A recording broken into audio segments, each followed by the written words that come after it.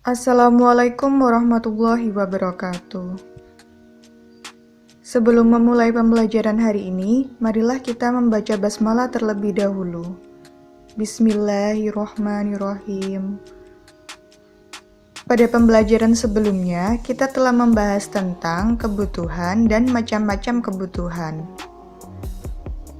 Di pembelajaran kali ini, kita akan membahas tentang alat pemenuh kebutuhan.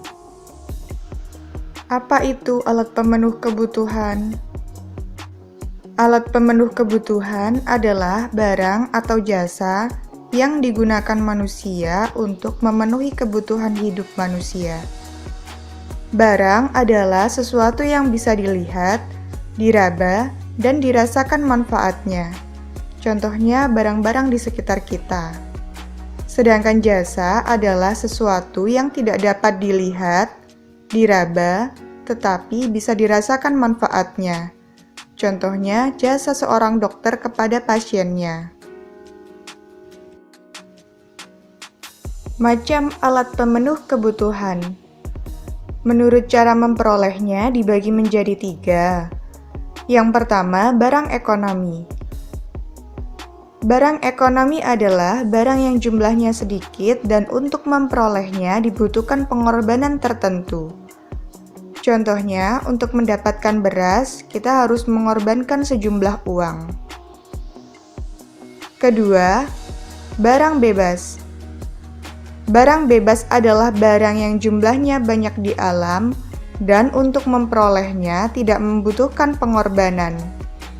Contohnya, sinar matahari yang kita perlukan untuk menjemur pakaian. Ketiga, barang ilit. Barang ilit adalah barang yang jumlahnya berlebihan dan bisa menimbulkan kerugian bagi manusia. Contohnya, api. Macam alat pemenuh kebutuhan selanjutnya yakni menurut hubungannya dengan barang lain.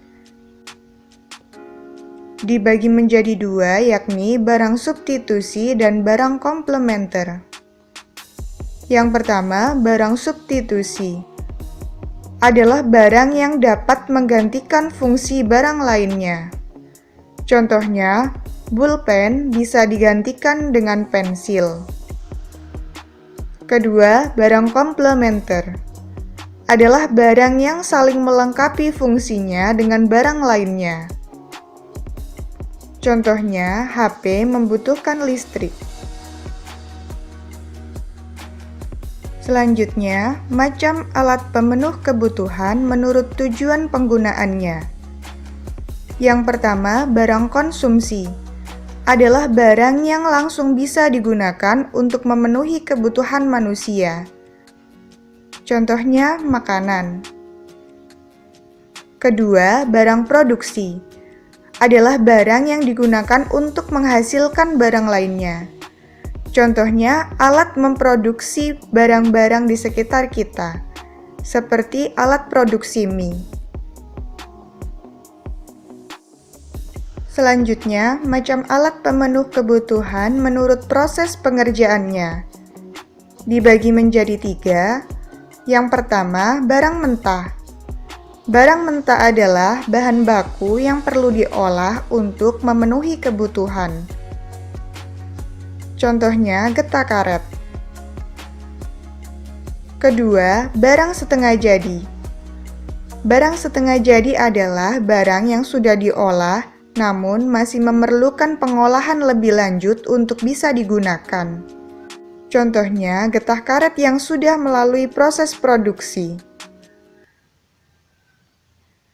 Ketiga, barang jadi.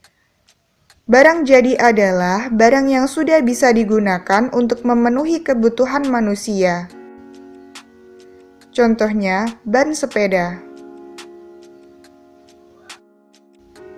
Nah, kalian sudah belajar tentang alat pemenuh kebutuhan beserta macam-macamnya. Sebagai kegiatan di rumah, buatlah contoh lain dari macam-macam alat pemenuh kebutuhan. Demikian yang bisa saya sampaikan.